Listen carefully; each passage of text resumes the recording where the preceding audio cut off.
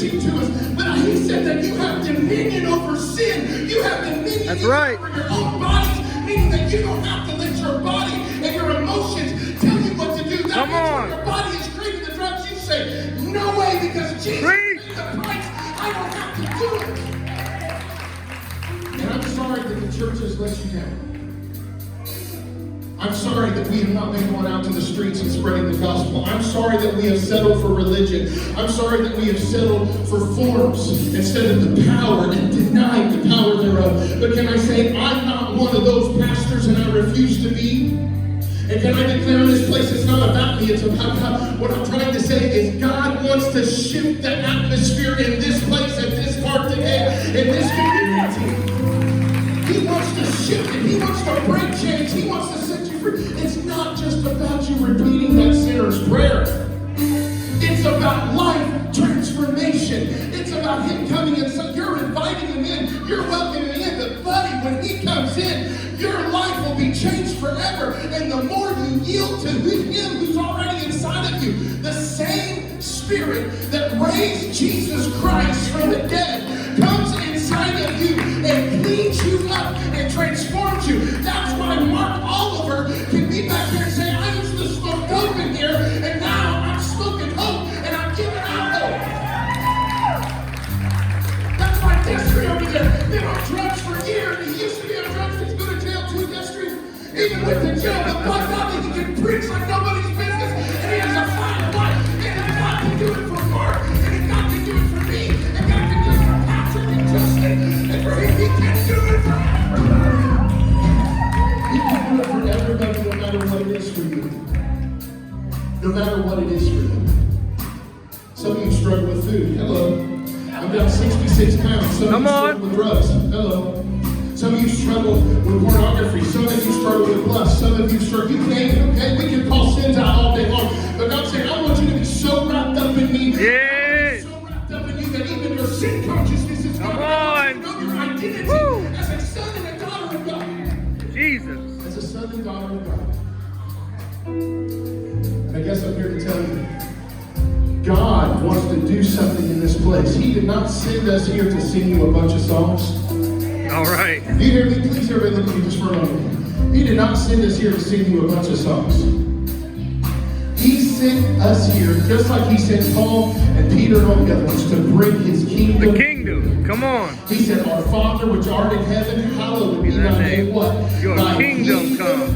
Thy will Yes, be yes, done yes. on earth as it is in heaven. He looked at his disciples and he said, when you were out there ministering, I saw Satan fall down, and he said, don't you realize, guys, that now I have given you my authority, that when I died on the cross, I went to take the authority that the enemy had stolen from Adam and Eve, and I got it back, and now I am reigning in victory, and I'm giving you everything that I've ever done, and I am giving you back my authority.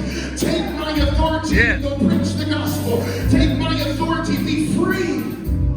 He came to bind up the brokenhearted, to set the captives free.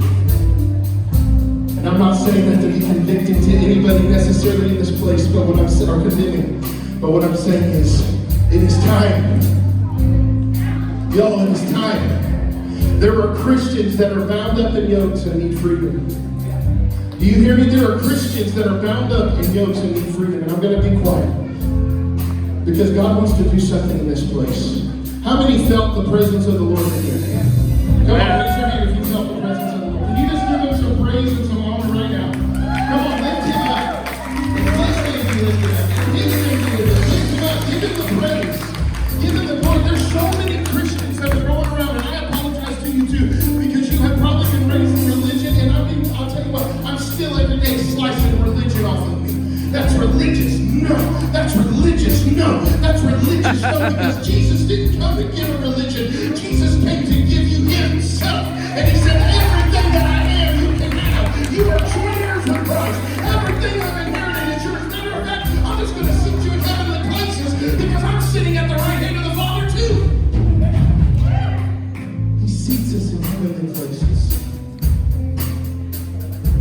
And I know I got fired up, and I know that some of you hate that. I'm sorry. I'm serious. My wife's one of them. My wife's like, can't do the yelling.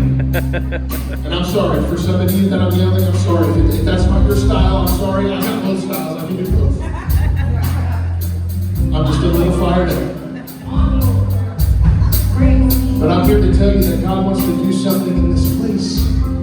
Guys, gals, girls, and I know you got kids and we're going to hurry up and try to get out of here and get you your gift cards. God is calling the church to become the church. God is awakening the bride of Christ, and it is the time that we rise up and we become the bride of Christ and become who we really are as sons and daughters. God is healing and delivering, and it is time. It is time. It is time. Awake out of sleep, oh sleeper. Oh, yes. Awake out of sleep, oh sleeper. I speak to every single one of you, even though I don't know your name, and I'm telling you right now, wake up in the name of the Lord. Wake up in the name of the Lord. Wake up in the name of the Lord. Wake up in the name of the Lord. Wake up in the name of the Lord. Wake up in the name of the Lord. Some of you are Christians and you're living in a cave, and I'm telling you to get out of your cave because the stone isn't there. The only reason you're in the cave is because the enemy's in there talking to you, and he's telling you you can't get out. Tell him to shut up.